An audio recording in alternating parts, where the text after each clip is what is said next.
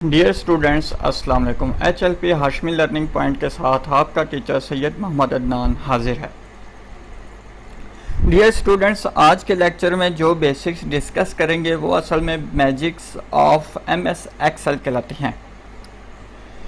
ये ट्रिक्स इसलिए मैजिक कहलाती हैं क्योंकि प्रोफेशनल्स इन ट्रिक्स को काम करते वक्त इतनी तेज़ी के साथ अप्लाई करते हैं कि देखने वाले आम इंसान को पता ही नहीं लगता कि ये काम कैसे हुआ। तो देखते हैं वो बेसिक ट्रिक्स कौन सी हैं जिनको इस्तेमाल करते हुए हम प्रोफेशनल्स की तरह काम कर सकते हैं।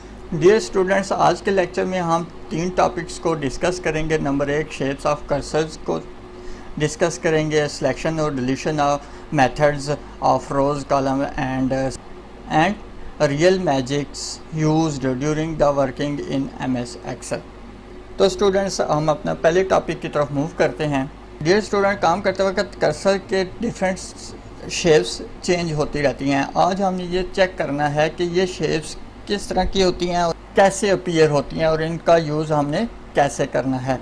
तो स्टूडेंट, सबसे पहले आपको यहाँ पर ये एक शेप बनती हुई नज़र आ रही होगी। इस शेप को हम ये देखें नॉर्मल शेप कहते हैं। इस कर्सर का नॉर्मल शेप बेसिकली यूज़ होता है किसी भी सेल को सिलेक्ट करने के लिए। ये जो आपके सामने पहली शेप नज़र आ रही है ये नॉर्मल शेप कहलाती है। That is showing on your screen of the cursor. ये बेसिकली यूज़ होती है किसी भी सेल को सिलेक्ट करने के लिए, ठीक है। उसके बाद आता है ये प्लस का साइन। प्लस का साइन यूज़ होता है that is use to drag the value for copy paste and for increment. Let's suppose यहाँ पर मैं 1 लिखता हूँ, ये 1 लिखा हुआ। लेट्स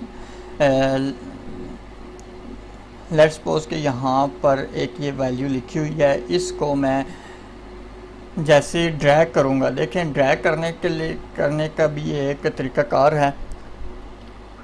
अब ये जो सिलेक्ट हुआ है सेल, इसके राइट डाउन एरिया पर अगर आप गौर से देखें तो एक डॉट सा बना हुआ है। माउस को आप इस डॉट के ऊपर जैसे लेकर जाएंगे तो ये प्लस का साइन बन जाएगा। जब ये प्लस का साइन बन जाए तो आप इसको नॉर्मल नीचे पकड़कर ड्रैग करेंगे तो ये कॉपी पेस्ट होता जाएगा। फिर इसके बाद इंक्रीमेंट कैसे दिया जाता है वो हम नेक्स्ट टॉपिक में देखेंगे। नेक्स्ट हमारे पास डबल प्लस का साइन आता है, जैसा कि यहाँ पर बना हुआ आपको शो हो रहा है। और ये कैसे आता है ये भी मैं आपको बताता हूँ। इसका मकसद क्या है, that is use to drag the value for increment और decrement use with control key. जी स्टूडेंट्स, अब मैं आपको ये बताता हूँ कि ये किस तरीके से अपीयर होता है। जब भी किसी सेल को सिलेक्ट करते हैं तो सिलेक्टेड सेल के राइट डाउन साइड पर एक छोटा सा डॉट नज़र आता है। उसके ऊपर जैसे माउस लेकर जाएंगे वहाँ पर ये प्लस का साइन आ जाएगा, ठीक है। ये प्लस का साइन क्या काम करता है ये पीछे हम डिस्कस कर आए हैं। और अगर मैं कंट्रोल को इसके साथ प्रेस कर दूँ तो ये डबल प्लस में कन्वर्ट हो जाएगा। अब इससे हम काम कैसे लेंगे, क्या मकसद है इसका वो देखते हैं। यहाँ पर फ़र्ज़ करें मैं 1 प्रेस करता हूँ, 1 प्रेस करके और फिर इस डॉट के ऊपर कंट्रोल के साथ प्रेस करके इसको नीचे ड्रैग करता हूँ। ड्रैग करने से क्या हुआ, इंक्रीमेंट हो रहा है, 1 2 3 लिखा जा रहा है। फिर दोबारा मैं कंट्रोल को प्रेस करके अगर मैं इसको राइट साइड पर लेकर जाता हूँ तो भी इंक्रीमेंट हो रहा है। लेकिन जैसे मैं इस 1 को कंट्रोल के साथ प्रेस किए हुए ड्रैग अप साइड पर करता हूँ तो ये देखिए डिक्रीमेंट हो रहा है, माइनस हो रहा है, ठीक है। और इसी तरीके से अगर मैं लेफ़्ट साइड ड्रैग करता हूँ तो भी क्या होगा, इसमें वैल्यू डिक्रीज़ होगी। तो यहाँ पर ये चीज़ आप नोट कर लें कि ये जो डबल प्लस का साइन है किस लिए यूज़ होता है, इंक्रीमेंट और डिक्रीमेंट के लिए। फिर इसके बाद नेक्स्ट जो हमारे पास कर्सर का साइन अपीयर होता है वो है 4 एरोज़ प्लस, ठीक है। 4 एरोज़ प्लस किस लिए यूज़ होता है, that is use to select any object और पिक्चर और use to cut and paste the value from one cell to another. जी स्टूडेंट्स, ये हमारे पास एक ऑब्जेक्ट है। मैं जैसे इस ऑब्जेक्ट के ऊपर कर्सर लेकर जाता हूँ माउस का तो ये 4 एरोज़ आपको शो हो रहा होगा, ठीक है। ये 4 एरोज़ जैसे मैं माउस को पीछे लेकर जाता हूँ नॉर्मल कर्सर बन जाएगा और जैसे ही मैं इसके ऊपर लेकर जाता हूँ माउस को तो ये हमारा जो एरो है वो 4 एरो प्लस में 4 एरो प्लस में कन्वर्ट हो जाएगा। इसका मकसद है ये हमें शो कर रहा है कि हम इस ऑब्जेक्ट को सिलेक्ट कर सकते हैं और दूसरा कट कॉपी पेस्ट भी कर सकते हैं किसी भी वैल्यू को जो है एक्सेल के सेल में लिखी हुई है। जैसे ये 1 है, इस 1 को अगर मैं चाहता हूँ मूव उठा के इस जगह पर लेकर जाना चाहता हूँ तो क्या करूँगा, सिंपल ये जो हाईलाइटेड लाइंस हैं इनके ऊपर जैसे आऊँगा 4 एरो प्लस साइन शो हो जाएगा और इसको मैं यहाँ से क्लिक करके होल्ड करूँगा और इसको मूव कर दूँगा जिस जगह पर लेकर जाना है। तो क्या हुआ, वहाँ से कट होकर एक स्पेसिफिक सेल पर पेस्ट हो गई है वैल्यू जहाँ पर मुझे चाहिए थी। हमारा फर्स्ट टॉपिक कंप्लीट हुआ। अब हम अपने नेक्स्ट टॉपिक की तरफ आते हैं, selection deletion methods of rows and columns and cells. अब हम देखते हैं कि कॉलम्स को, रोज को और सेल्स को सिलेक्ट कैसे किया जा सकता है, ऐड या इंसर्ट कैसे किया जा सकता है या डिलीट कैसे किया जा सकता है। इन काम को हम 2 तरीक़ों से देखेंगे, using mouse and using shortcut keys. सबसे पहले हम देखते हैं कि कॉलम, रोज, सेल को माउस के साथ कैसे सिलेक्ट किया जा सकता है, इनको कैसे ऐड किया जा सकता है और डिलीट माउस के ज़रिए कैसे किया जा सकता है। तो इसके लिए मैंने एक छोटी सी एक शीट बनाई हुई है, उसके ऊपर हम काम करते हैं। स्टूडेंट्स, ये मेरे पास एक छोटी सी शीट बनी हुई है, इसके ऊपर हम काम करते हैं। सबसे पहले मैं माउस के ज़रिए आपको बताता हूँ किसी भी सेल को कैसे सेलेक्ट करते हैं। सिंपल सेलेक्ट करना, कोई मुश्किल नहीं है, जस्ट जिस सेल के ऊपर क्लिक करेंगे वो सेल सेलेक्ट हो जाएगा।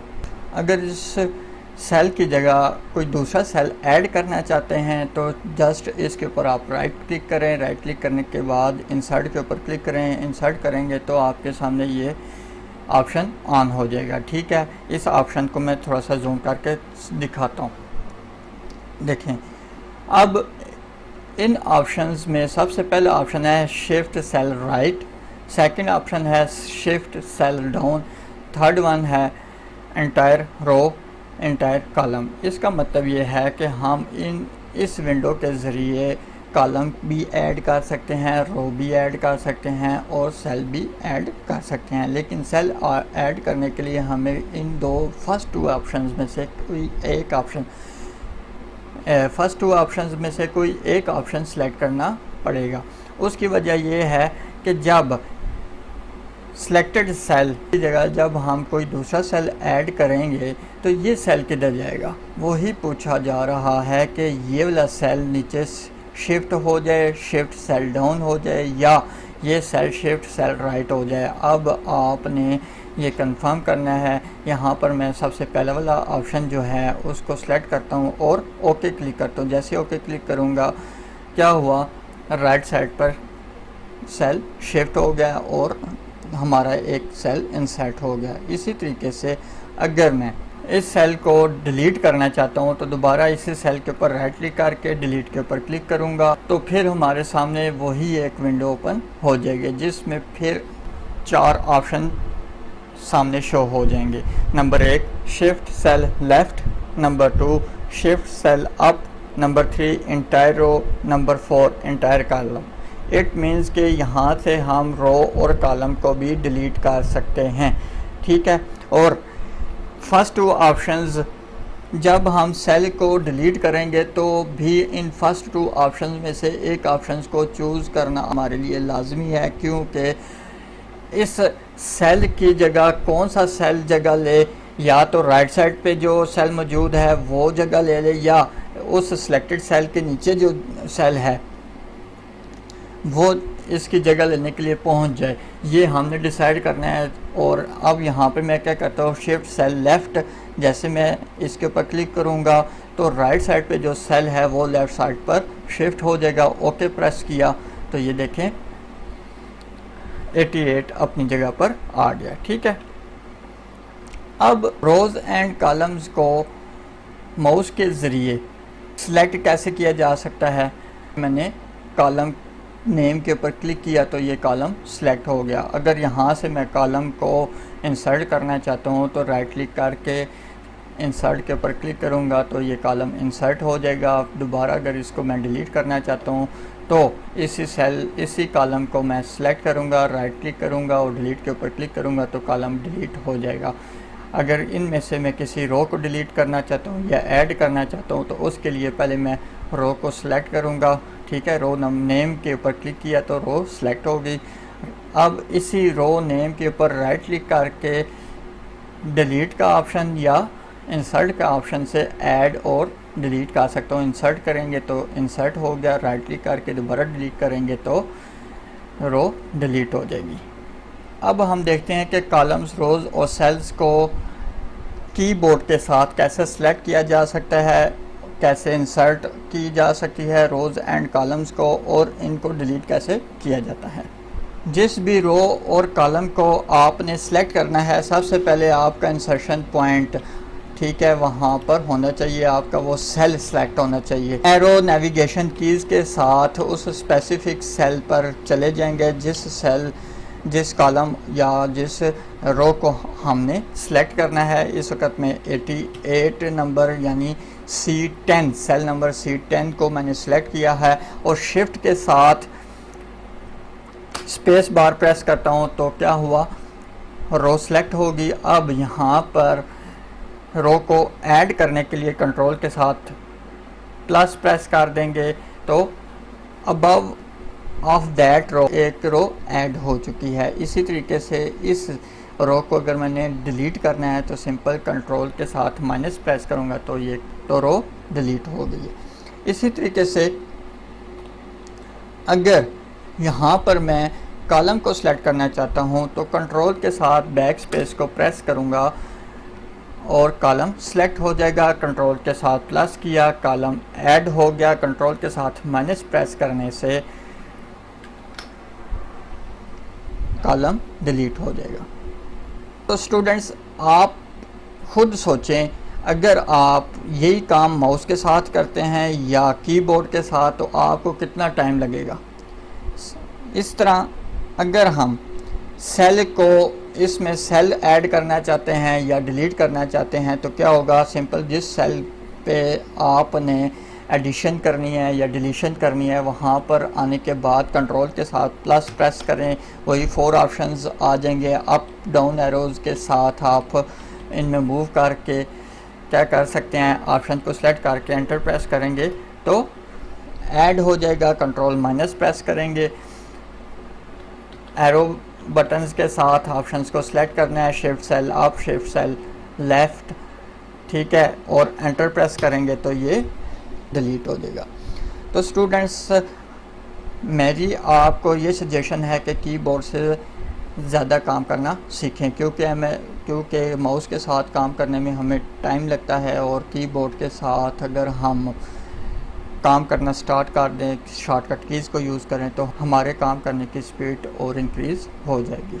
डियर स्टूडेंट, अब हम अपने next topic real magics of MS Excel की तरफ चलते हैं। डियर स्टूडेंट, उम्मीद है आज का लेक्चर आपको पसंद आया होगा। मैं उम्मीद करता हूँ कि इस लेक्चर से आपको बहुत कुछ सीखने को मिला होगा।